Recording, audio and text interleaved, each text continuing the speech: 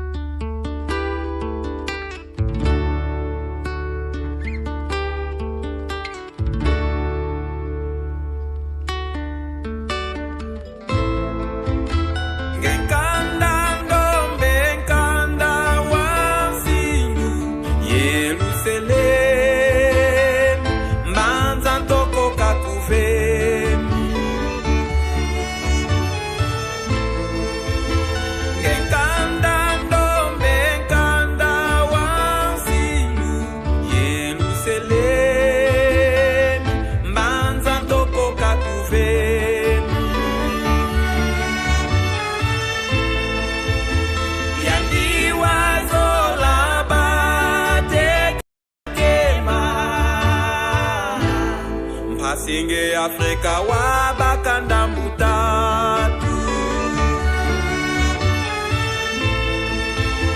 Yandi wazola bateka kema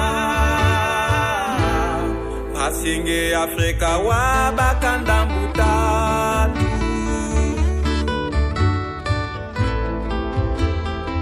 Ngaluze yijangwe Kondwa tembo mumatimu Mulepi kwikila Lulubuke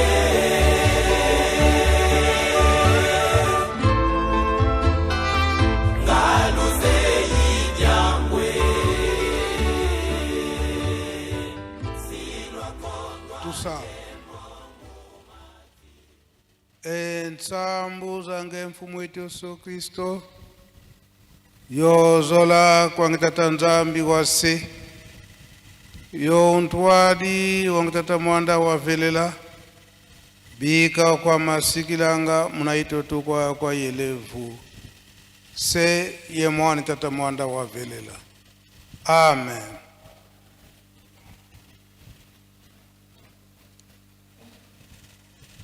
Kombo ya Tata ya mwana pe Tata Molimo Santo.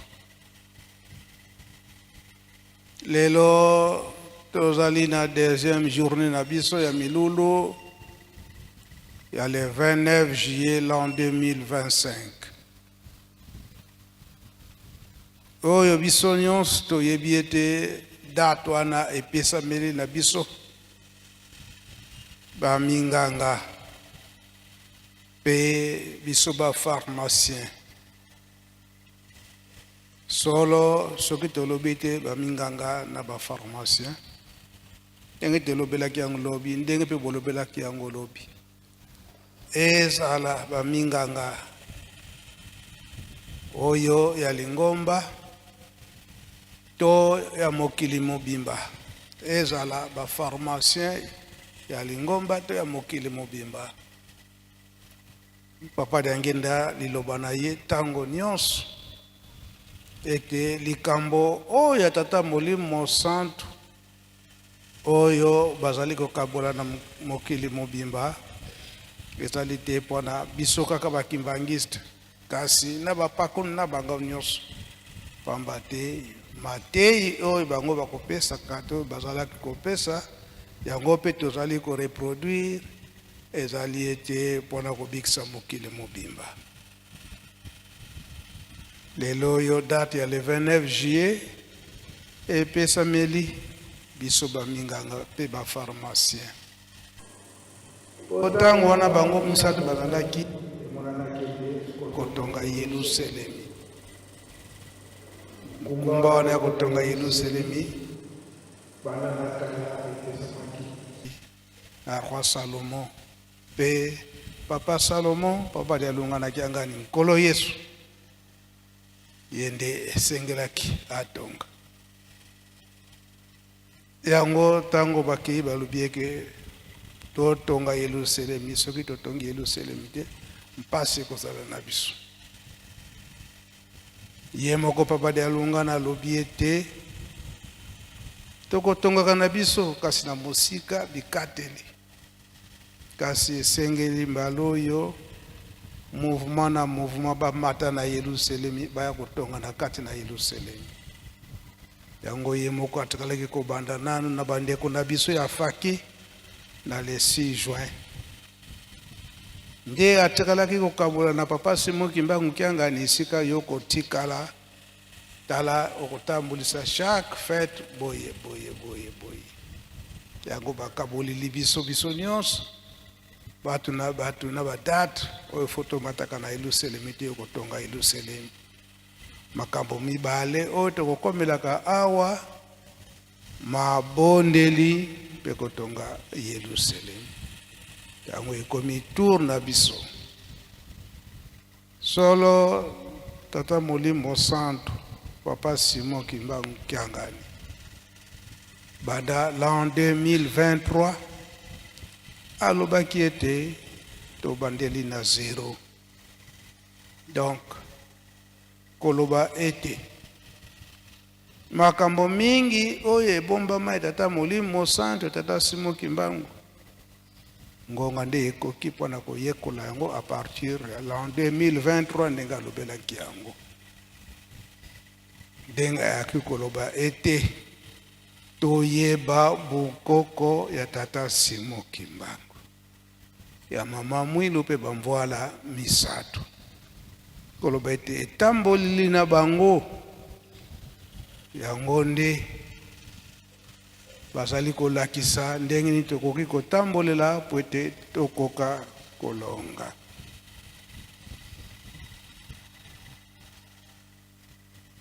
awa ye alobi ete na munoko papa de ngenda makanisi ya le 29 juillet 1952 ndenge eloba makilobi papa Simon Kimbangu akaboli nzoto na molimo na le 12 octobre 1951 na le 29 juillet 1952 aye komonana na bamama mikala na basalisi nyonso mpona koloba na bango ete bino bokanisi awa ngai nazali lisusu te na bunzoto pe musala ekufi kasi musala ekufi te molimo nde ezali kosala pe kaka na mokolo wana alakisi bango banani oyo bakotambusa bino apparition ya mama mwilu papa Kisolokele papa de alungana pe papa de ngenda kuntima nzembo oyo yemba makilobi na choral Yerusalem soki esibo yekolaki yango boyemba ngo lisusu oyo soki tozali kozongisa makanisi nyonso wana na ntina nini mingi makambo oyo ezali kobima sika toyebaki yango te eza komona na on dirait ya sika me nzoka eza ya kala akati na lingomba tata molimo santo ndenge bakoteyaka biso soki tata muteyi to tata selo ndenge bateyi biso lelo na tata selo soki akoki touche na chapitre ekomonana on dirait que on dirait chapitre yango eyebanaka te na Bible on dirait bakomi yango sika na kati na Bible nzoka nde eza chapitre ya kala oyo tolandaki malem balekaka na 1958 na date ya le 29 juillet papa Mfumalongo papa Dangenda kontima alobi ete papa Simon Kimbangu atindaka ye kuna na tiela po ete mabongisi mabe oyo ezalaki po ete na mikolo ekoya po ete ekoki kobebisa lingomba tala parole ekoki kobebisa lingomba bebisi pe lingomba te pamba te yende akendaki kocha barrière makambo nyonso wana yango izokomona na lelo na nzoto ya papa Simon Kimbangu Kiangani tobosana te ye moko papa Diangenda alobaki ete Tata Simon Kimbangu na 1951 apesaki elaka te akozonga nzembo toyebi yango nzembo wana toyebi yango donc kozonga na ye yango nde makambo nyonso ya kalakala eza kolamuka po ete elamusa biso lisusu lelo oyo ye abengi biso eke na le 29 juillet l'an 2025 biso nyonso tozala awa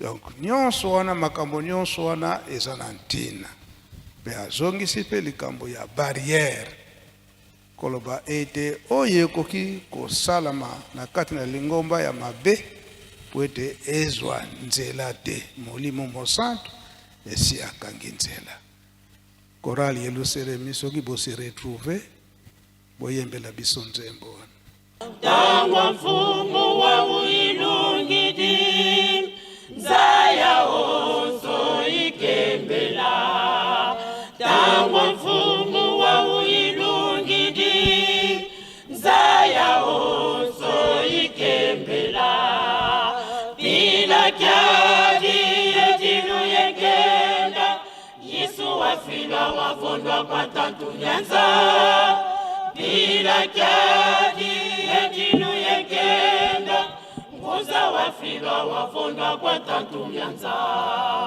Bila kyadi yedinu yekenda Yesu wafila wafondwa kwa tatu nyanza Bila kyadi yedinu yekenda Nguza wafila wafondwa kwa tatu nyanza Mufuluka ngunza kuna mbanzalowa Watumisa mfala zanyi wasikidisa Lutale salwe kia tambulo Wawe tangwa meilungidi Mufuluka ngunza kuna mbanzalowa Watumisa mfala zanyi wasikidisa Lutale salwe kia tambulo Wawe tangwa meilungidi Bila kyadi yedinu yekenda Yesu wafilwa wafondwa kwa tatu nyanza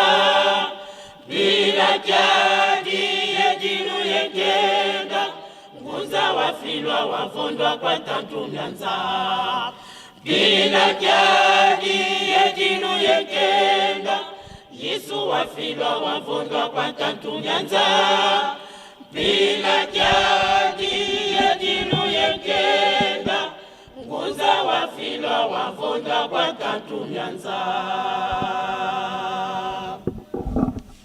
Merci chorale Yelusalemi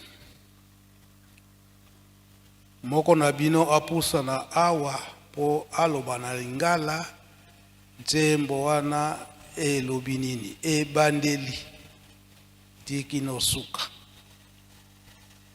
elingi koloba ete bozongi ya papa Simon Kimbangu alakisi mosala epa ya bana koloba ete ngonga na biso nde ekoki po ete tokoka kosepela pasi ekoka kosila kasi manso wana biso toza kososola te toza kokende na yango kaka na bunzoto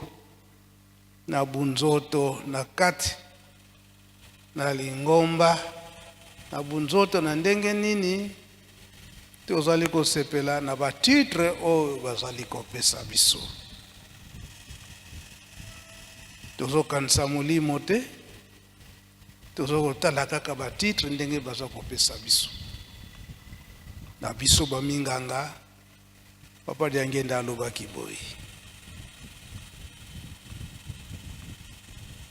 bino bokokani lokola ngai bino baminganga ba pharmacien to kokani lokola papa diangenda tozala na déontologie oyo ezali ete ye papa diangenda akoki kolinga te eke molimo ya mutu oyo ezali komona mpasi atika kaka ndenge wana ifo abikisa yango kaka molimo ya mutu molimo ya mutu yango azala mabe azala malamu akowelela nanu molimo wana akoki kolinga te ke molimo wana na bonzambe ezala na mpasi biso baminganga pwete molimo ekoka kobika na nzoto nanu soki nzoto ya mutu ekomi na mpasi yo munganga omonike mutu aza na mpasi otiki ye nanu ndenge wana asouffrir or que déontologie na biso ezali ke kowelela nanu mutu wana aza na mpasi makambo akisi azwaki exemple papa diangenda okutala munganga mutu aza na mpasi bayene naye na mpasi likambo liboso akoto boza na mbongo soki mbongo eza te moye na simba yo eza te yango papa diangenda alobaki ete biso baminganga towelela banzoto ya bato ye akowelela nde milimo ya bato ndenge moko mpe na bapharmacien tokomonaka lelo oyo mokolo yenga tokotekaka te kasi na ntango wana moto aza na mpasi kisi fo kosomba na pharmacie okola yenga me ifo osomba kaka oteka mpona kobikisa molimo ya moto wana ebandi nanu na nzoto bobo eke na molimo butu makasi bapharmacie kokangamaka te fo kobikisa moto wana malgré bato bakomi na makanisi mabe pharmacie oyo ekangamaka te butu mobimba atika ete tosala boye kasi toyebaka ete pharmacien azosala mosala na ye bwana kobikisa molimo moto wana yo moto aza na makanisi mabe etali ekomonanaka yango papa diangenda alobaki ete bapharmacien ezala bainfirme baminganga nyonso bokosalaka na ye nde mosala moko tozala na déontologie ye moko aza koloba ata kutu na bonzoto omona mutu aza na mpasi na butu baye na ye akolamuka kaka asalisa mutu wana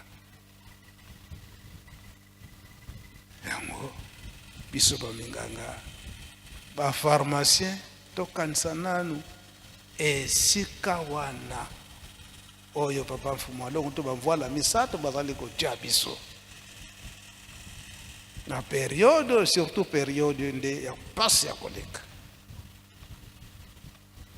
ntango wana kisi wana oza nango te wana okolobeke ofongoli motema solo ke naza nango te soki oza na yango okoki kokanga motema te tala grand devoir oyo toza na biso eza na biso baminganga na bapharmacien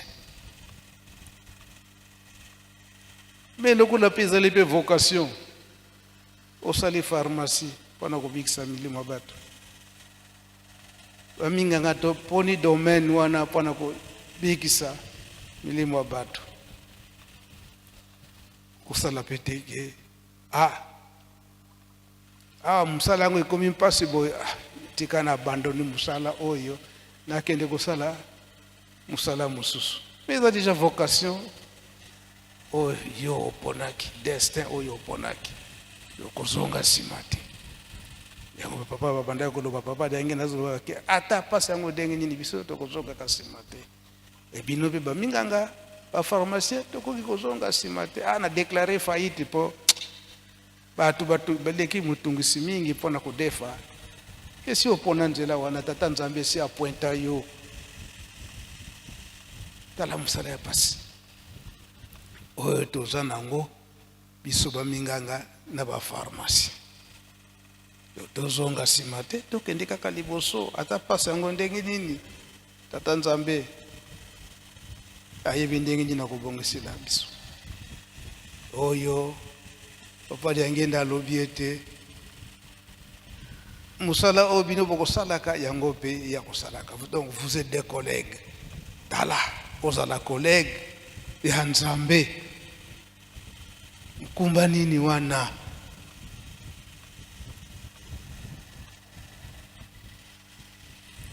mama bopesa biso nzembo tangwa mfumu wa uilungidi nzaya onso ikembera tangwa mfumu wa uilungidi nzaya onso ikembera bila kiadi edilu yenkenda Yesu wafilwa wavundwa kwa ntantu myanza bila kiadi edilu yenkenda ngunza wafilwa wavundwa kwa ntantu myanza. Explication eza boye na komba tata mwana peli mosanto tango ya nkolo sikoyo ekoki mokili mobimba elingi kosepela tango ya nkolo sikoyo ekoki mokili mobimba elingi kosepela tala pasi na kolela nkolo atindamaki kasi bayini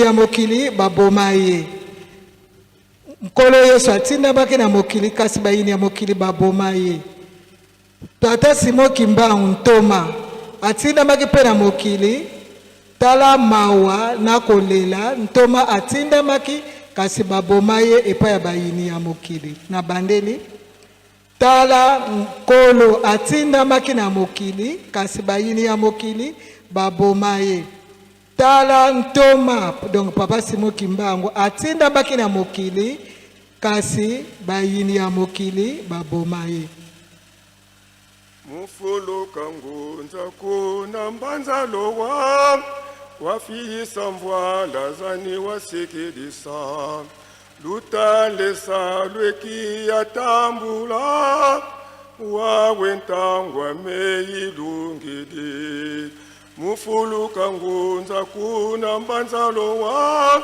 wasidisa mvwala zani wasikidisa lutalesa lweki yatambula wawe ntangwa meyilungidi mpila kiadi edilu yenkenda Yesu wafilwa wavundwa kwa ntantu myanza mpila kiadi edilu yenkenda ngunza wafilwa wavundwa kwa ntantu myanza.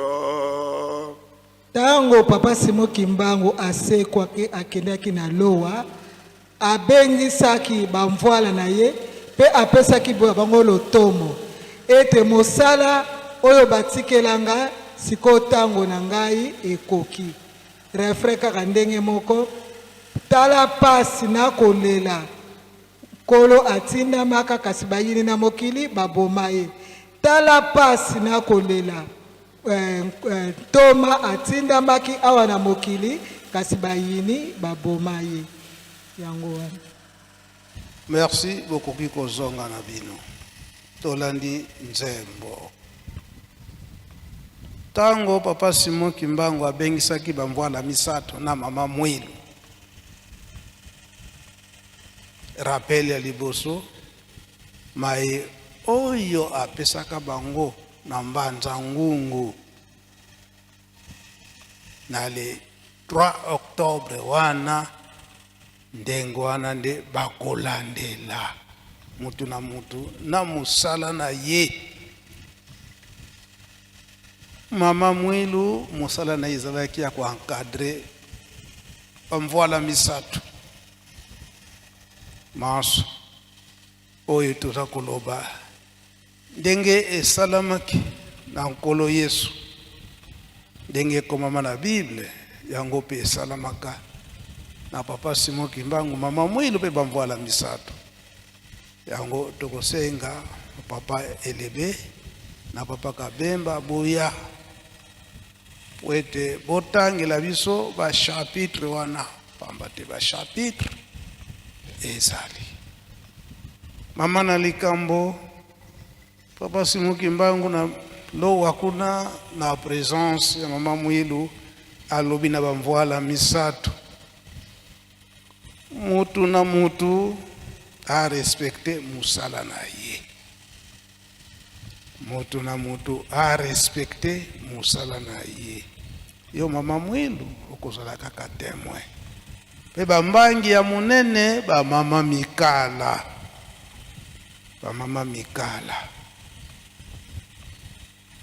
pe papa Simon Kimbangu alobi soki tango ekoki bino ba mama Mikala il faut bozonga na NKAMBA en 1958 dans le 29 juillet papa Jangenda sali accident P en 1959 na le 24 décembre Ngomba ebimi libanda mbala moko esengami ete bango basalisi nyonso balanda na NKAMBA baya kofanda na Yerusalemi po ete bazala suna makanisi mususu teke bakende kosala bisika mususu bakende kosala mangomba na bango nde na 1960 tango nzoto ya papa Simon Kimbangu ezongi ba mama sadisi baonte na batata sadisi be bango nyonso bazongi na NKAMBA me bango kutu bamiyelaki avant na 1959 wana bamiyelaki avant na 1959 wana nzoto papa Simon Kimbangu nande komi na kati na NKAMBA te nande fandi na NKAMBA te nde bango bakomelaka pa ya papa Mfuma Mbanza na ngombe Kintsuka esika misala nyonso ya lingombe ezalaki esika ya papa Rigen papa José Liangenda biso tozalaki bana mike mitomonaki boyeyi ya ba mama Mikala na ba papa Johnny Mayanga ba papa Emile Zola ba papa Dragon Mvwama bango nyonso wana bakomelaki na ndako papa Mfuma Mbanza kuna na ngombe Kintsuka babandaki peko salisila kuna tinzo ta papa Simon Kimbangu tangu ye nde bayaki komata awa na kati na NKAMBA nde babandaki kosalisila awa kasi na sima bapapa bayi komona eke bana bakoko tolingaki kobebisa na kati ya Mbanza awa yango nde papa bamonaki eke bakende kotongela bango bandako kuna na Kanfuma bango mpe bauteki kolalela bandako wana te bamambre ya famille nde babandaki kolalela kuna na bandako na bango pase bango bafandaki kaka awa na ntina ya musala tata Molimo Santu esika wana biso tozo kosalaka mobulu na kati na Yerusalemi malamu tososala likambo wana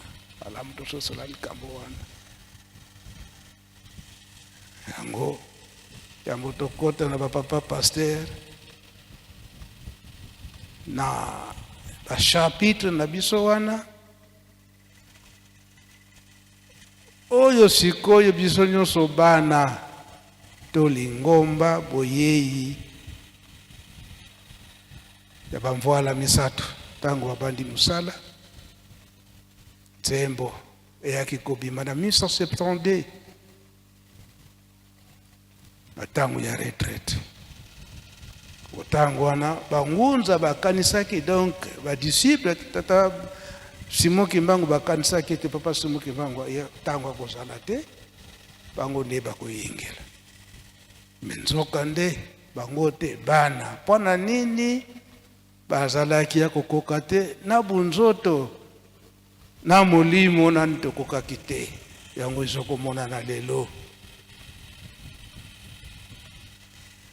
koreki ibanzanga voa foi nangena voa moyo ngena donc ngana kansaka na za kokokana ndenge titre nanga naza boye donc naza ya koyeba naza ya kokoka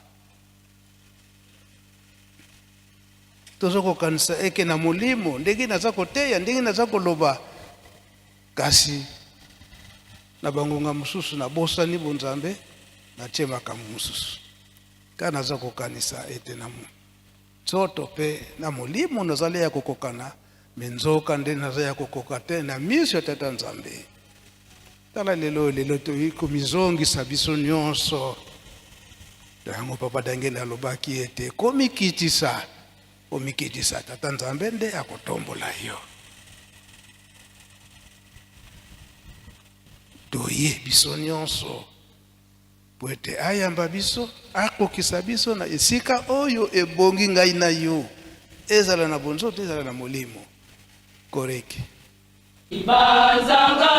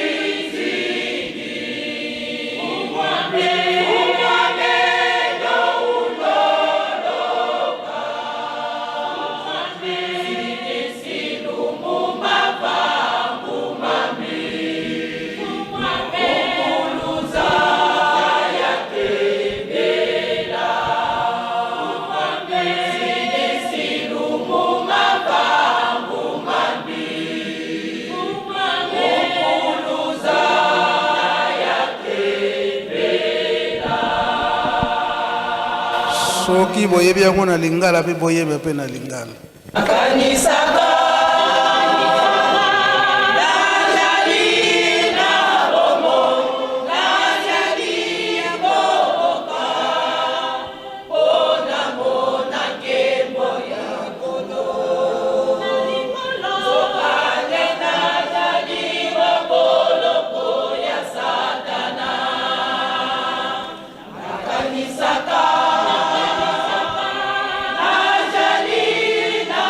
Bobo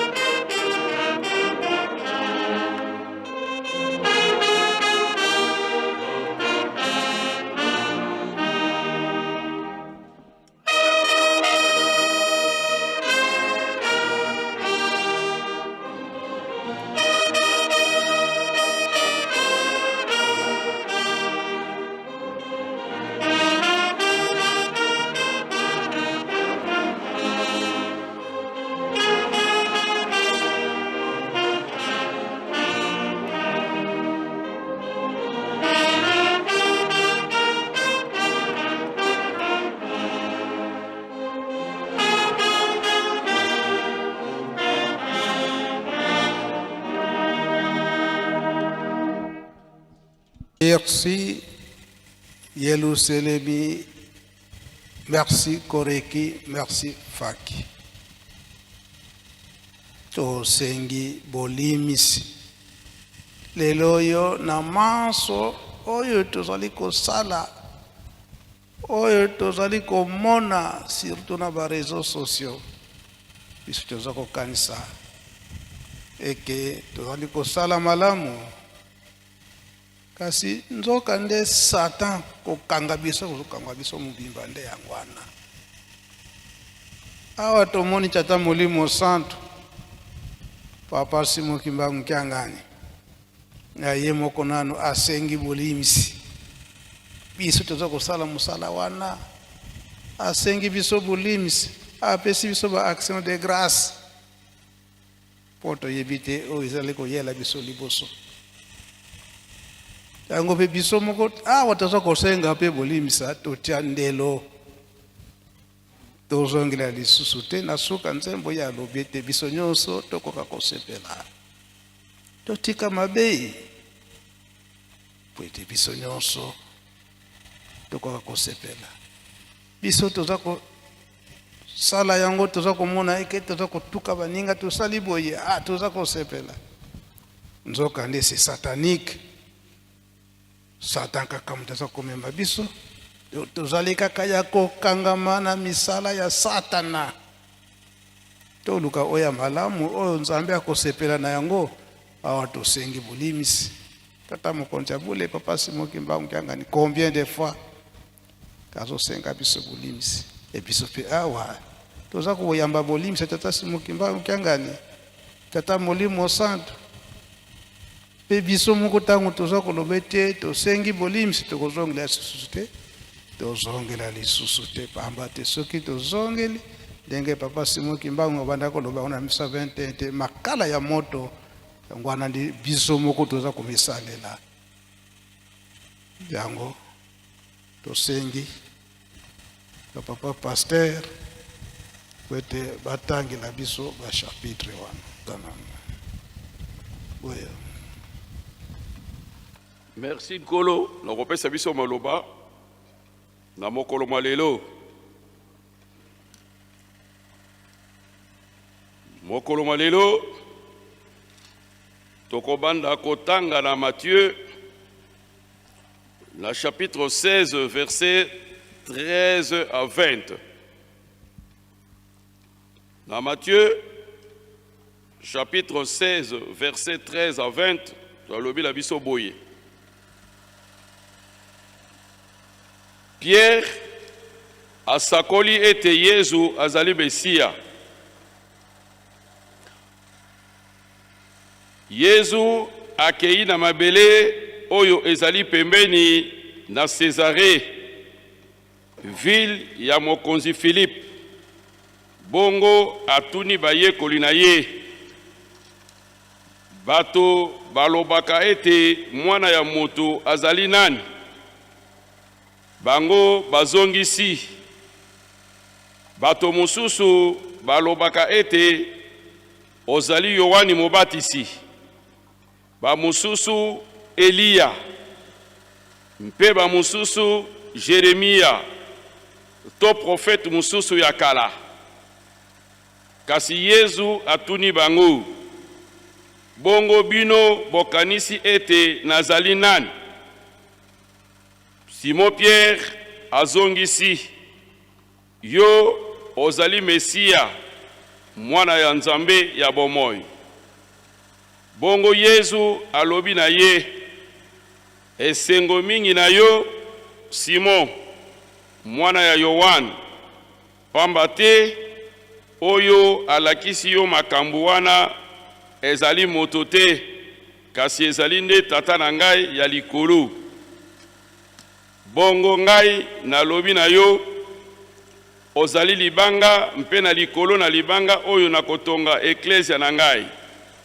Liwa kutu ekokoka kokwesa yango ata moke te. Nakopesa yo bafongola ya bokonzi ya likolo oyo yo okokanga awa na se, Nzambe mpe akokanga yango na likolo.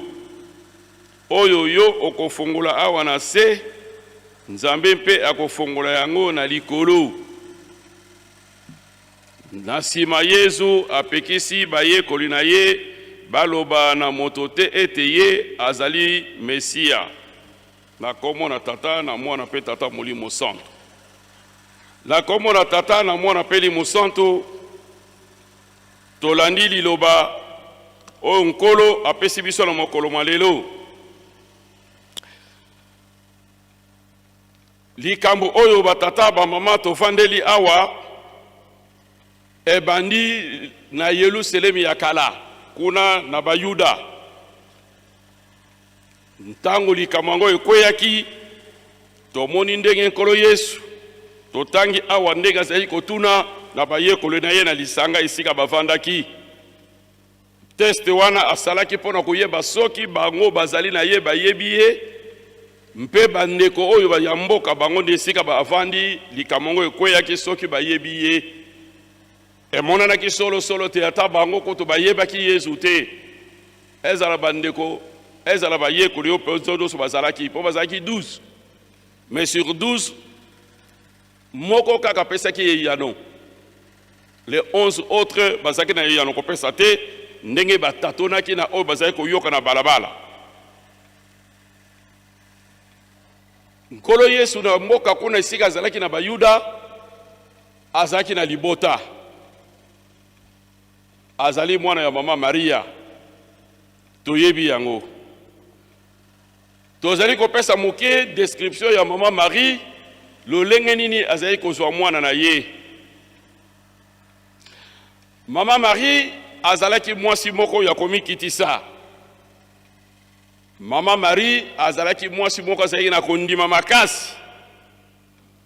Mama Marie tango nyos akangamaki na mosala toko zala pene na mwana. Mama Marie akomaki le disciple ya mwana na ye, disciple ya nkolo Yesu. Malgré ye mama moboti mazalaki disciple ya nkolo Yesu. Bantoma oyo bazalaki na ye moko aponaki bango 12 bantoma wana. Atikelaki bango orientation pour ntina kosala musala oyo ye abandaki o bango nde bazalaki ba témoin. Soki totali malamu tomoni ete ezaleli ya mama Marie na ya bantoma balakisi biso lolenge nini mosala ya Nzambe ekoki kosala makatikati na bato katikati na libota awa na kati na mokili. Balakisi biso lolenge nini mosala ya Nzambe ekoki kosala mela botosi nini ekoki kozala na kati na mosala na Nzambe. Mama Marie lokola azalaki bibliothèque yende mutu abombaki makambo nyonso ya nkolo Yesu. Banda na visitation tango angelo ekopesa ye sango banda nkolo Yesu abotamaki ti nkolo Yesu asali musala ti nkolo Yesu akufi. Mama Marie mutu asibaki secret wana oyo ayebaki ba information nyonso oyo ya nkolo Yesu. Totangi yango na Luc chapitre 2 verset 19 au sauté au keti la verset 51. Mama Marie amonanaki lokola moyekoli ya yamo ya nkolo Yesu. Parce que se dérouter parce que ayebaki information malamu ete mwana oyo azana ye azali nani azali ne Nzambe. Ntango nkolo Yesu akufi ndege nkolo alakisa ya pesa kibiso kuna na libanda nkolo ape alakisi Jean ete tala mama na yo mama tala mwana na yo ba mataki na ndako likolo esika bazali kovanda kuna. Nkolo Yesu mama Marie akabwanaki na bayekoli wana te to bayekoli pe bakabwanaki na nkolo te parce que bayebaki likambo ya Nzambe likambo ya nkolo oyo mama Marie azali koyebisa bango. Mama Marie encadraki bango na ndako kuna esika bazova azali koteya bango makambo mosusu oyo bango bayebaki te ya nkolo Yesu kino baya kozwa nguya ya Molimo Santo babima mpo bakende kosala mosala. La Luc chapitre 1 verset 36. Maman Marie ayebaki nkolo Yesu lokola Mokonzi à Israël parce que bapesa qui information na ange Gabriel. Ce qui toke kotala ngona Luc dans chapitre 1 verset 31 tina 32.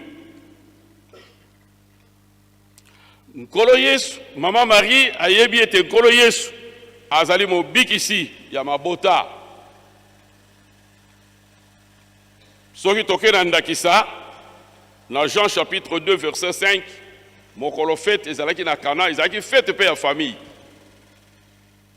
Maman Marie amoni lokola faillite koti na masanga, ake kuna na ndako protocole atali amoni masanga ezali te, apesi bango information. Ayebisi bango que tango maître azoli ko ya awa avaki teke epesa bato esengo. Mais kasi mboka mobimba bazai ko yeba ndeko nyonso na bayeba kite nkolo te.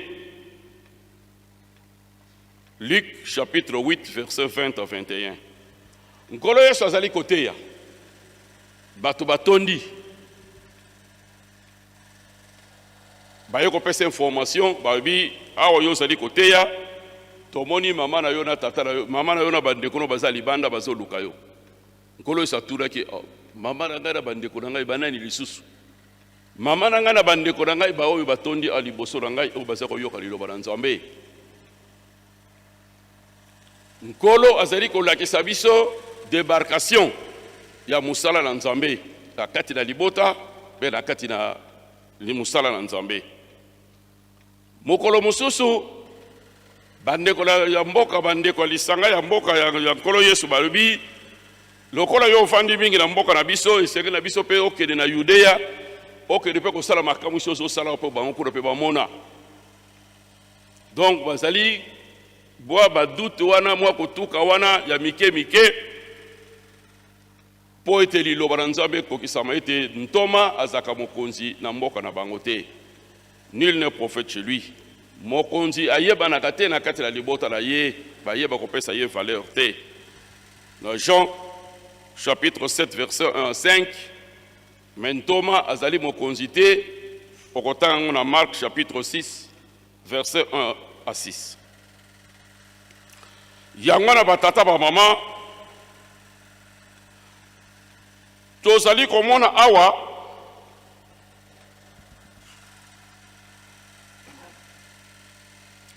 bazako lakisa biso mwa likese libuke entre bandeko ya mboka o bazaki na ntango wana na bandeko oyo babotamaki na nkolo Yesu bandeko de propre. Na Acte des Apôtres, na chapitre 1 verset 14 balobi na biso ete Maman Marie na baleki na ye na bana na ye o baleki ya nkolo bazaki kosambela mingi esika moko to bazaki kofanda lisanga. Tomoni na kati na Biblia esika moko te baleki ya Yesu Jude na Jacques bazali kosala publicité na kati na bato te oyo grand frère na biso oyo yaya na biso oyo ndeko na biso. Mais plutôt toye kotala na Jude na chapitre 1 verset 1 na Jacques chapitre 1 verset 1 bango mibale baleki ya Yesu bazo yebisa biso ke bazali kobenga yaya na bango maître, bango bazali kobenga ba serviteur basali. Débarcation et monanaki nesika wana. Yango ezali kolakisa biso ete ata tobotami tata moko tobotami mama moko soki responsabilité emonani na kati na ndeko moko esengeli to kozwaka ye lokola ndeko te mais esengeli to kozwaka ye lokola responsabilité na ye ezali kotindama. Apôtre Paul a eu kopesa biso na 2 Corinthiens chapitre 5 verset 16 à 17. Ete soki toyebaki Yesu na nzoto so toyebaki ye na bokonzi te mais sika bo esengeli toyeba ye na mokonzi na ye sika fo toyeba ye na molimo toyeba ye na nzoto te. Yangwana ezala biso ezala bandeko ata tozalaki bakamarade ata tobotamaki libumu moko mais ezali na impact te na kati na kondima na biso na mutu oyo bino bozobenga yaya na mutu bozobenga noko oyo ebele etonga ya mokili mobimba bazobenga nzambe alsoki bosali ndenge wana ezali lokola bozali kominimize ye ezali manque de respect ata biso tozali na bacamarade camarade akomi président de la république boza kotambola kosakana ensemble okoki kobanda masolo ya bomwana te soki ye abandi yango te sekeli ye ute epai na ye mpo esekisa bino me yo okorapele ye te toyebi mokolo tokende otimola makelele donc ntango ozwaki likelele ngai nabetaki yo donc ezali respecte batata bamama mokolo moko tozali na zando tomoni jeep général moko azali na jeep siko chauffeur na ye aza komema ye batelemaki asali achat aza kozonga tata moko abandi kobenga ayebani na chauffeur wana aza kobenga ye petit na ngai ntango azoganga wana ti général akomi pede abi nani wana abi ofie na biso ya quartier abi benga ye abengi ya ye wana abi yo moko pese bambata beta ye parce que siko général amonaki te azokite parce que petit na ye nde moto azokumba général lokola azokumba général efala azwa respect oyo ekoki na rang ya motu oyo aza kosala donc esenge na biso toyebaka kosala makambo wana parce que ekopesa biso mpasi mikolo tozali kokende liboso mama marina bantoma batosaki nkolo yesu makasi mpo ete bayebaki ye kasi na ntango na biso lelo tozali komona nini tolandi message nkolo apesi biso tolandi nzembo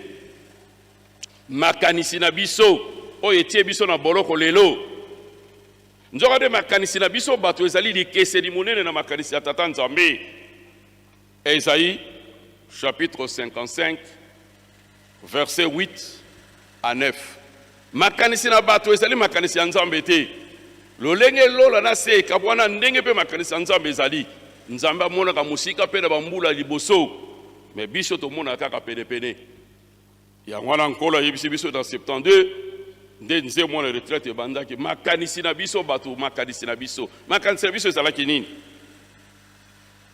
tolandi awa te na 1952 na nzembo bayembeli biso papa Simon Kimbangu abimi na lowa na nsima kosekwa na ye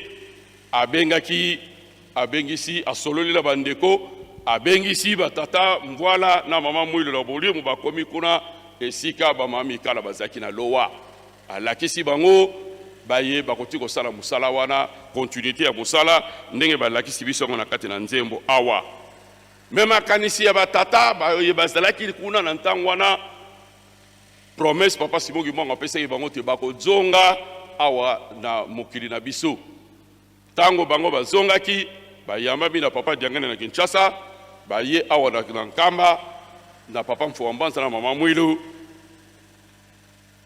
papa obi baza kolala na ndako ya papa Mfuambanza kino papa Mfuambanza mataki awa bango pe baye komata pe balakisi biso e plantation ya bandako na bango esika yango ezalaki na 59 tozwi mikanda lingombe bibi libanda esengeli siko lingombe etambola makanisi na bango makanisi na biso ya bomoto ete lokola biso tozalaki na papa Simon Kimbangu banda 1921 lokola biso tokutali na lowa biso ne tokotambusa lingomba menzoka nde babosanaki ke mama Mwilu oyo asibaki ayebi lingomba ayebi musala ya papa Simon Kimbangu banda 1920 avant bango tina lobi ya le 5 avril maye nyonso ayebisaki ye maye nyonso ayebisaki bango yende mutu azoko sima mikanda nyonso etikalaki yende mutu azaki kobatela mvwala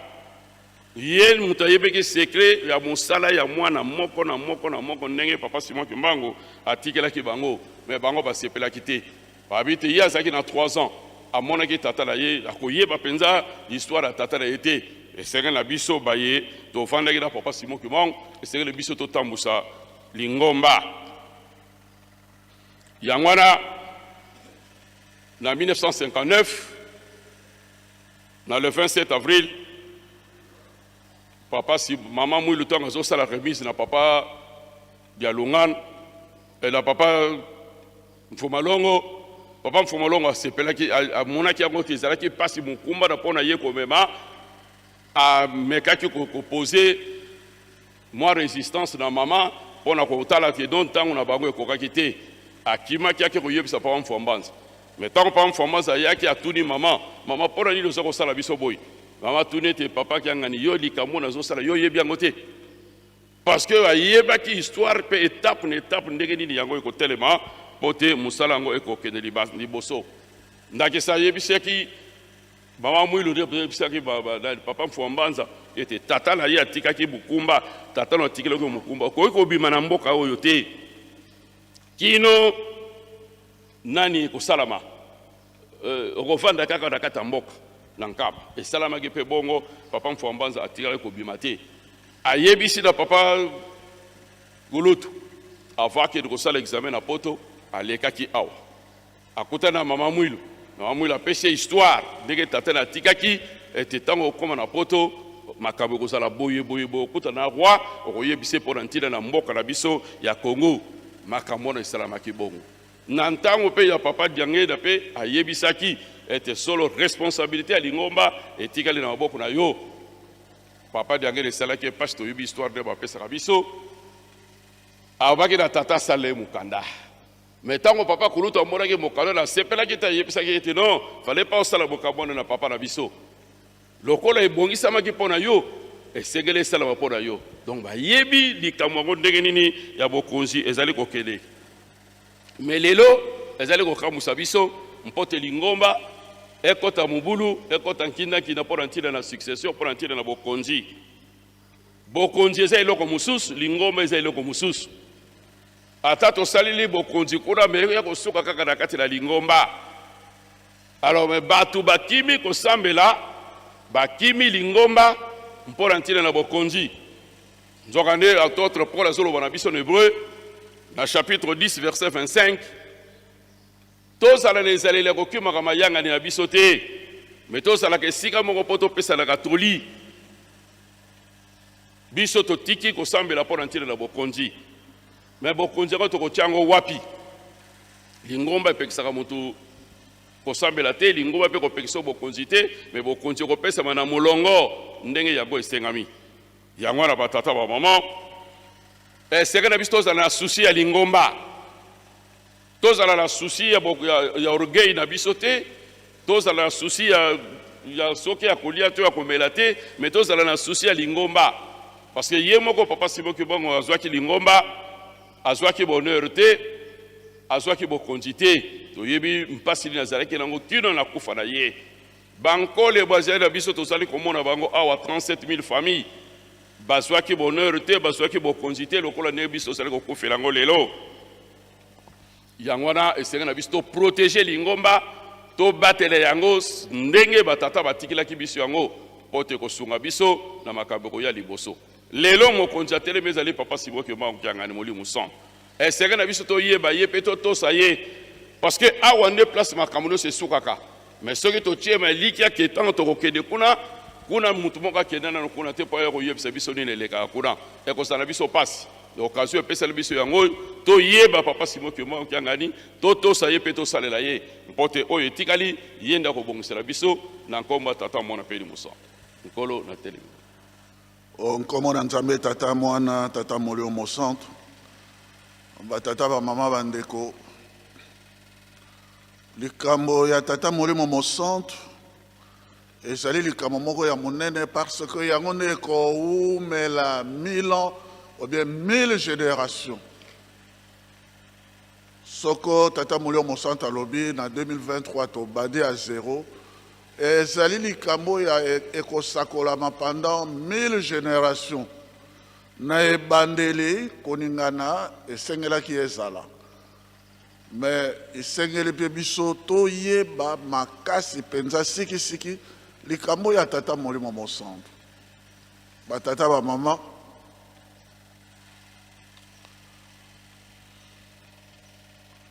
Abraham na rappelé moi moke likambo na nkoko na biso Abraham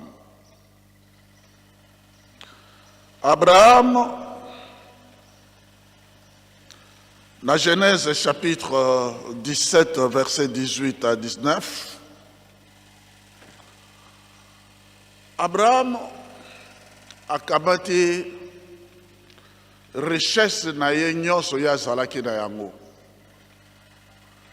Héritage matériel ezali eloko mosusu, héritage spirituel ezali eloko mosusu pe. Abraham akamati badon na ye, akamati yango apesi yango na bana na ye parce que abotaki na bana ba mama misato, Agar, Sarah et Ketura. Agar abotaki na Ismaël et na mama Sarah oyo azalaki mwasi ya elaka. Tozongeli kamwa 1 minute na esika wana azalaki mwasi ya elaka. Parce que tango tata Nzambe ayaki kotala Abraham, atunaki te wapi Agar te, atunaki où est Sarah ta femme. Donc Nzambe ayebi Sarah, où est Sarah ta femme. Atunaki Agar te, atunaki mwasi mosusu te, atunaki mama Sarah. Et Nzambe ye moko otangi mpe kaka na Genèse chapitre 25 verset 5 à 6. Nzambe a insisté pour Nzambe azalaka na programme a ebandeli pe suka programme na ye ezali tracé. Yango wana a insisté ki alobi ce n'est pas Ismaël pour Abraham tanga mona komi na bononu alobi mais c'est pas Ismaël. Mais Sarah, Dieu insiste lui-même. Sarah, ta femme, te donnera un fils, tu appelleras Isaac. C'est avec Isaac que j'établirai mon alliance. Programme moi ezali ya motute, ezali ya Tata Nzambe yeboko atrasaki yango.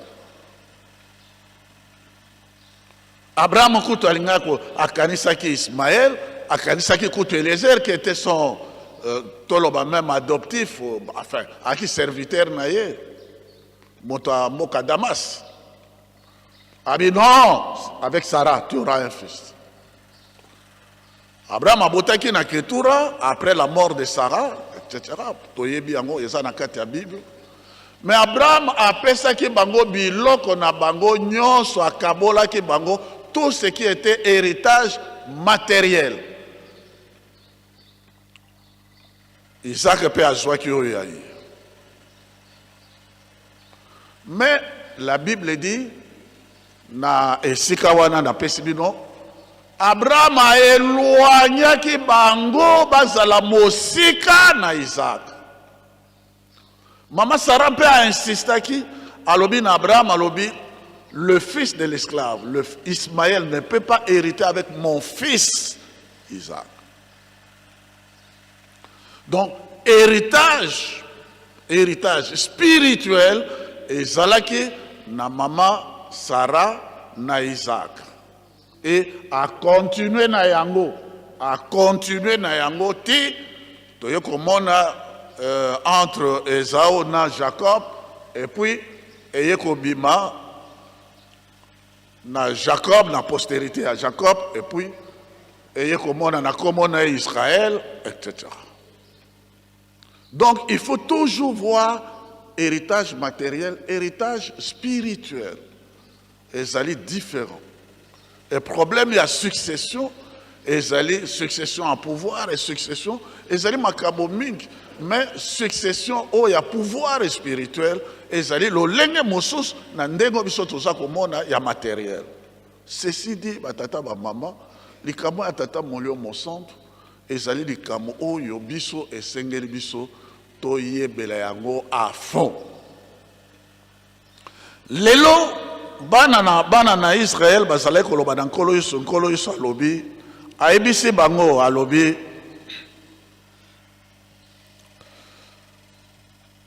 dans Jean chapitre 8 verset 31 jusqu'à 38.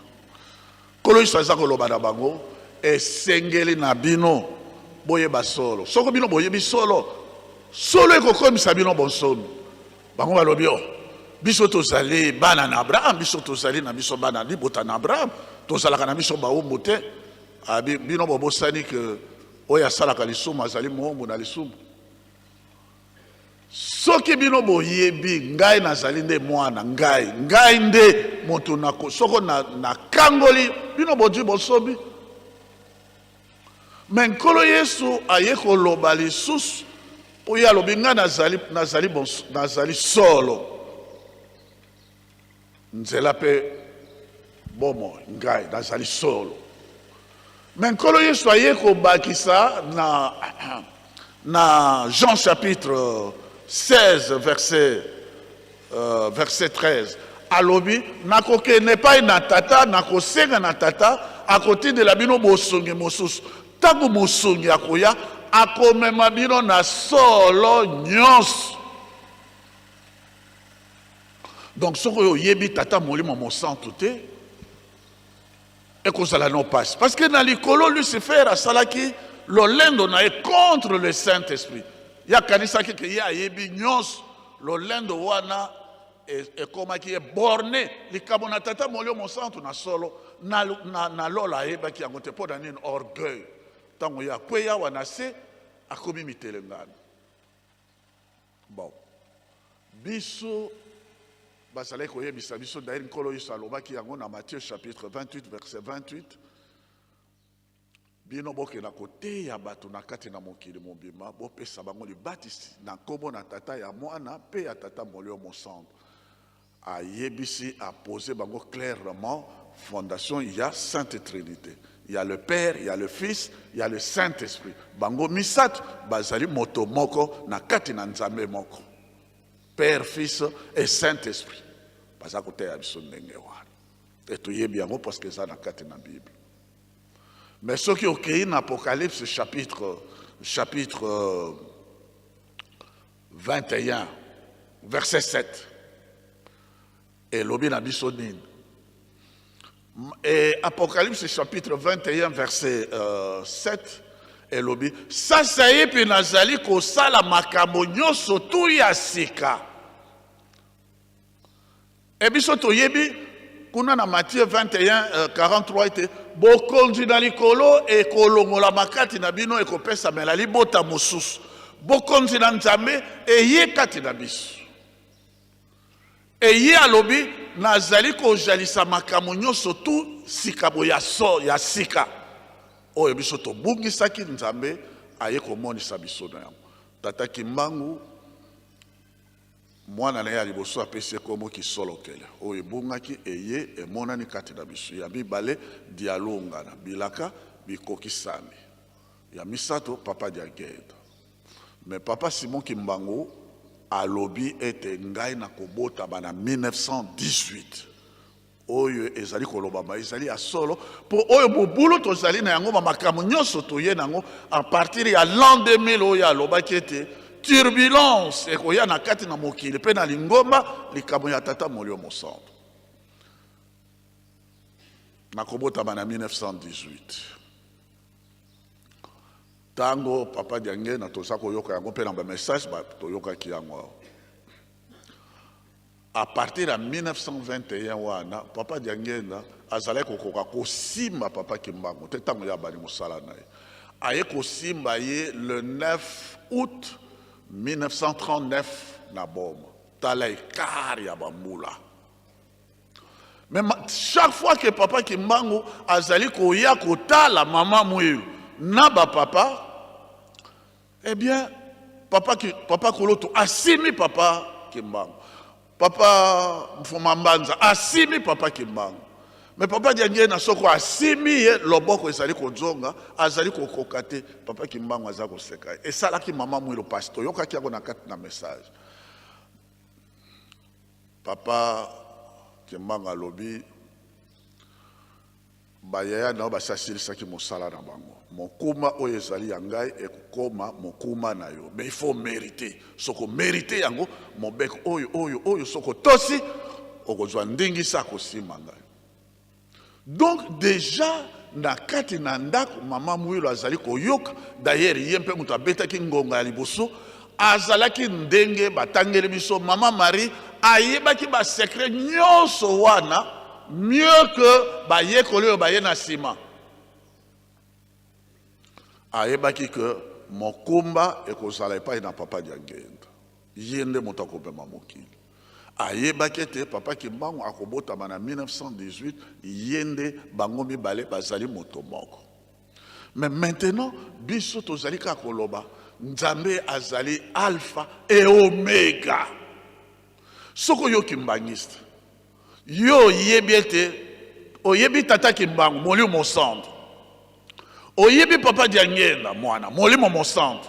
Osuki wana Osuka wana te parce que yalobaki na kobota malisusu na 1951. Donc problème ba succession ba makabo nyonso tout a régla ki yago yeboko na bonzambe na ye. Abila kobota malisusu na 1951. Donc yeboko tata molio mo centre ndenge nkolo salobaki te molio mo centre ko mema bino na solo nyonso yenda alaki sete na kati na ngai ezali tata na kati na ngai ezali mwana ngai moko mpe tata molimo mo centre esalobele ngai moko batata ba mama esengeli biso tokoma na esika wana alpha et omega ebandeli mpe suka oyo azalaka oyo azali ekomami na Apocalypse chapitre 11 verset 15 à 17. Oyo azalaki oyo azali otozomona oyo azali bobele ye azalaki oyo azalaki na oyo azali bazali kaka moto moko. En français on dit lorsqu'il y a une conjugaison on dit le pluriel. On dit non, une, celui qui est et celui qui était. Akokamata nguya na ye mvoala na ye soko tango na ye koki mpe atelemisi ki Mokonzi na ye. On ne met pas le pluriel, on met le singulier parce qu'il s'agit d'une même et seule personne. Alpha et Omega et bandit. Mais soki yo yebiyete, soki yo obundisi ye, ndenge nini kokota na kati na ki Mokonzi na ye, ndenge nini yo kosepela, ndenge nini kokangolama. Sikaboya lobi, tozali kokene na bonsomi ya molimo. Tozali kokene na mboka sika. Tozali kokene na nkemo ya Yerusalem ya sika. Yo ya zali kati na biso, yende mutu alobi yango.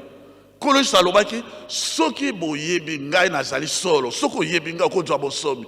Mais soki yo yebi yete, okozwa bonsomi, bonsomi ya molimo yo okozwa ndenge nini, mboka sika okokota ndenge nini. Okobonda nkemo ndenge nini. Yango wana batata ba mama mayele na biso ya classe oyebi bible oyo soko yebi yango moni ke yo na boyebi. En réalité tu ne fais que commencer. Biso tango to bomona kaka toye awa tango tozalaka kuna tokotaka baku o topesaka bino ya biso te bango mibale nde formation monene ezalaka kuna na kati ya ndako. Toyebi tozali kubandela de batata ba mama yene moto alobi yango. Il est le maître des temps et des circonstances. Tango ezao azali ko zangela lipamboli parce qu'il était profane.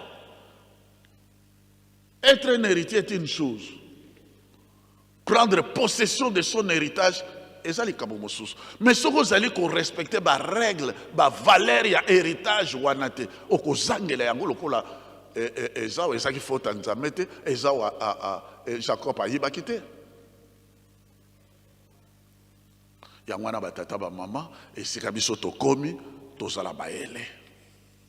Tozala véritablement mayele. Et nzambe asila atindaki ange ne bayebisa dans Jean ne sangana patamo. Makamo nyonso ezali na Apocalypse yango nde ezali kopesa biso mayele. Balobi oyo avandi na kiti na Mokonzi mozwi na nguya nyonso. 1 Corinthiens chapitre 4 verset 19 à 20, que le royaume de Dieu ce n'est pas une question de discours, mais c'est une question de l'esprit et de puissance. mozwi na nguya nyonso akamati nguya na pe atelemisi Mokonzi na ye. Ba oyo bazalaki na entourage wana nyonso tout babengi bango les 24 vieillards. Plus lui ça faisait 25. Oyo mozwi avandi na kiti les 24 vieillards bakumbamaki bilongi na bango nyonso na se pe kobenga nkolo na biso, nkolo na biso, mozwi na nguya osili kokamata nguya na yo pe otelemisi Mokonzi na biso. Yango na pa pasteur Kambe maza koloba makamba grand frère makambo ya pa Simon ya Simon ezali kozangisa biso nde lokolo ezao totika ba makambo wana tokoya kosima motu kokakatana, c'est-à-dire kolela oyo ozali kolela ya mpasi. Mais le maître d'état alobi tango na Jacob esili sika botokomi na tango na Esau. C'est lui le maître des temps et des circonstances. Alobi na 2023 alobi maintenant tozali kobanda à zéro. Yende, c'est le maître des temps et des circonstances. Daniel chapitre 2 verset 20. C'est le maître des temps et des circonstances. Mokundoli na makambo nyonso to mabomba. Yango na tango ye a commis en 1958. Déjà en 1951, il est déjà assez abotami. Azali na kati na biso. En 1951, à Latinzot. Et comme en 1958, à moni na tango ki Mokonzi, parce que lui, il est alpha et oméga. Na tango ye akoya koko ki sabilaka ya bosomi ya molimu. Poete libota na nzame ba sepela ba sangola Mokonzi ba sepela. Nkemo na Yerusalem e monana ayangwana lobaki tia barrage. Kapisa na papa Diangel. Asopi makila na mpona ko tia barrage po ayebaki. Il est le maître des temps et des circonstances. Tokozwa bon somi à lingomba, tokozwa bon somi ya lingomba, pe bon somi à mboka na biso. Mais attention, kuna to risque to zonga na 300 ans d'esclavage. Tia barrage a sopa ki makila na ye. Yangwana ba tata ba mama, Galates chapitre 4 verset 17 balobi. Moi, na soka komina na kimokolo te azali komona na lokolo esclave. Mais soko tango ekoki, maintenant a komina ye kimokolo, il prend possession de son héritage. Même ata azali, mais tango soko ekoki akozwa, il entre en possession de son héritage. Mais tango azali mwana muke, il ne diffère en rien d'un esclave. Ba maître bazali ko konza kaye. Tango yo biso to komi, esengeli biso to koka kozala mikolo adulte. Mikolo na molimo poete nzambe akoka kopesa biso maya alaka kibiso. Omoni likambo tozali na yango ya monene tokoma mikolo na kati na molimo totika makambo oyo ezanga ntina. Mama Marie alobi na bayekoli na noce de Cana oyo ye akoloba bosala yango parce que Mama Marie azalaki koyeba très bien que c'est le fils de Dieu. Ayebaki secret wana malamu. Mama Marie Mouilou ayebaki ba papa très bien. D'ailleurs depuis 1921 kuna na Mankim tango mama Madinga tango mama Nchilulu abotami alobi bayaya na ngamisa bazali nzambe tata mwana molio mosanto ngai na nzambe ya mwasi azalaka te ya mine ezalite na yaki ka kopesa témoignage naza kozonga mama Mouilou ayebi kamwana ya ayebaki ke bana ni misato bazali tata mwana molio mosanto. Et mama Mouilou makambo wana nyonso tu azalaki koyeba yango. Ba secret wana nyonso tu azalaki koyeba. Mokolo papa Diangel na sali accident na ye après accident na 58 accueilli na ye na Kinshasa mama Mouilou akena kotala ye. Papa Diangel na linga fuka maliboso na papa na mama Mouilou bien Diangel na pona nino sala mama na oboy. Makambo nyonso ya tata na yo ezali epai na yo ngai kutu esengeli na fuka mela yo mais yo ko fuka mela ngali susute pour Mama Mouilou aebaki et que héritage spirituel transmission spirituelle wana et c'est là qui ko salema oyo azali lisusu mwana te mais oyo tata omoni oyo tata Maman Mouila Zalé ko kamata papa Kimbangu lokola mobali na été. Maman Mouila Zalé ko kamata papa Kimbangu lokola nzambe na ye. Bezalaki soko papa Kimbangu azako ya akoloba na ba papa alobito fukama. Papa azako ya bango nyonso to ba fukami. Tata ye asololi na bango. Omone.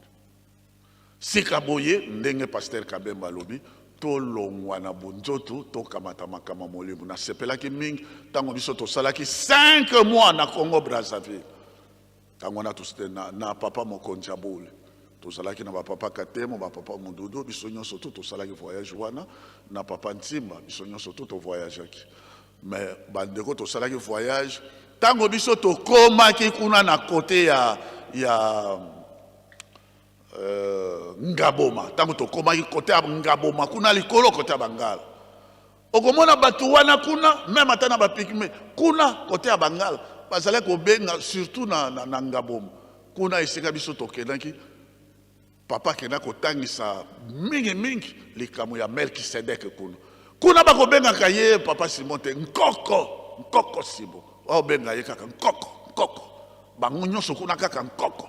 Mais bato wana to ko kolobaki biso awa to yebi biso to botami to voix nene mais bato bazali mosika toujours nkoko Simon nkoko ezala ba pigme ezala ba kuna na likolo kote Bangaboma baninga to salaki ba voyage to salaki 5 mois na Congo Brazzaville ba yebi bato wana ba benga kaka nkoko biso to bandela to yeba ye et to sosola ye kazali monunu ya kala o ya zalaka nkoko. Tata Molimo mon centre, il est Père, il est Fils, il est Saint-Esprit. Et ceci est aussi vrai que papa qui soloke la Zali, papa dialonga na Zali, papa diangenda Zali. Zali kuna na kati na bosole. Okoki ko wanga nati, la Sainte Trinité existe. Et Tata Molimo mon centre, même biso na solo nyos. Il est Père, il est Fils, il est Saint-Esprit. Alpha et Oméga. Parce que ce que lobby au Suki Kakada na Katikat na 1918 au combien en 1951 au combien le groupe de prière permettez-moi ou même protestant tout ça dit mélancolo Yesu amen au Suki Kakawada non Molimo mon sang toazali troisième personne kakana ye moko wa biso tozalaki bato bazobosana ke ba enseignement ya bato wana ezalaki pona ko désorienter yo moto mwino okomona kaka ndi melankolo Yesu moto mosusu te ndeko mosusu te maintenant natoni moto mosusu nani oyo tokondimela te esika na bango balongolaka basapato metanga nkombo na moto oyo pona nini parce que na baprogramme na bango bazalaki kolinga te bayeba molimo mosantu mais ntango ezali ntango molimo mosantu le 12 octobre l'an 2001 à Sakoli Bakama Molimo Centre. Quand on moni barrage wana etiamaki et yo to komi na le 29 juillet 2025 2 ans après ça a toujours 2 ans 1958 1960 papa kolo talinga ko kena na 1990 accueilli en 1992, et les a toujours 2 ans. Je peux vous remonter jusqu'à l'histoire le plus ancienne, toujours 2 ans d'intervalle. 2023, année à 0, tant qu'on commis en 2025, 2 ans après, le 29 juillet, sur la personne du Saint-Esprit. Batata ba mama, kondi bana biso, et lendi sama. Pour yelu selemo biso tozali e utaki na lola e kita na se na doctrine na yango boye bazalaka na likolo basi bakita awa na biso na se na lobaki yango je ne vais plus rappeler mioto e bimaki depuis le mois de septembre 1910 et témoigner clairement que lokola l'étoile du berger mioto wana soko yango e bimi 1 et signalaka présence des êtres célestes sur la terre. 2. Et même à bon somi, peuple azalaki captif, à bon somi. 3. Et même à lingomba pour le salut des âmes à travers le monde. 4. Yelu selemeyasika. 5. Invention technologique et scientifique extraordinaire. Depuis papa Kimbangu, depuis papa Baye, moto akeko matakino na sanza tozwi ba laser tozwi ba ordinateur tozwi ba invention moko spectaculaire un quart moto azwi yango tozosala yango mais oyo biso tokosala 3 quarts nyonso wana na période ya Sainte Trinité bazali kati na biso Père Fils et Saint-Esprit donc ondima na biso elendisama toyebake oyo azali kati na biso azali oyo azalaka oyo azali kati na biso tozala te lokola bato oyo bazali kondima ezala ya solo wana ekokotisa yo na 3e république solo wana ekopesa yo bonsomi na molimo solo wana okomona nkemo ya Yerusalemu na sika solo wana okolia okomela okosepela okowumela na kati na mokili oyo soko yo ndimeli yo yebi ye na kati na solo wana ekomema yo na kati na bisengo nyonso wana na nkombo na Tata Mwana Tata Molimo Santo. Merci papa pasteur pour kosoka na bino. Manso wana pona nini? Mingi na lingomba Tata Molimo Santo. To mbili na kati na lingomba. To zali kolanda manso mbaza koleka na kati na lingomba. Mais mingi tuza kosala makambo oyo esengeli te pona nini toyebi bokoko ya Tata Simoki Mbangu te yango esengeli Tata Molimo Santo na tota Papa Simoki Mbangu kianga na lobi ete toyeba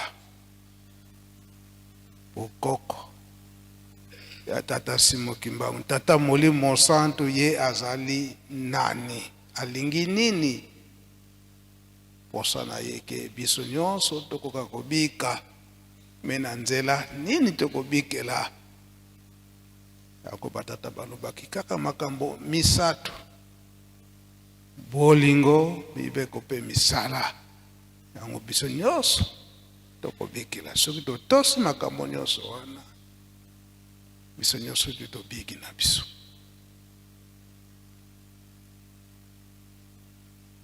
Lelo solo papa lobi alobaki toyelaka na Yerusalemi mabondeli pe misala ya botongi Yerusalemi botongi Yerusalemi titani kado pe na $10 maswana etali botongi Yerusalemi toyebetike ngonga esi ekei kasi musala ifokaka esalama o makambo nyonso wana otoyelaka na Yerusalemi ifo tokokisa yango.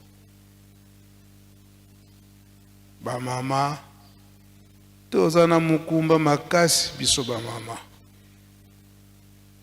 tala makambo nyonso toyoki awa me mama Mwilu lokola andimaki donc vocation wana akomisaki akotina suka yango toza koinsiste biso baminganga na bapharmacien tozonga nsima te na vocation na biso tosala te ka mosala ngo mpenza ya mpasi nayebi nanga mosala mosusu atika nasala boye etango wana mpe bato babanda koyela bino mingi etango wana kosala nini na mokuse jeteki toyebiki kozali kasi po tokende mbangu po mosala ezokozela biso na libanda topesana lukumu na mama Mwilu tenga bombaki bamvoala misato faki mama Mwilu azwa lukumu na ye tenga bombaki bamvoala misato mukumba munene bamama.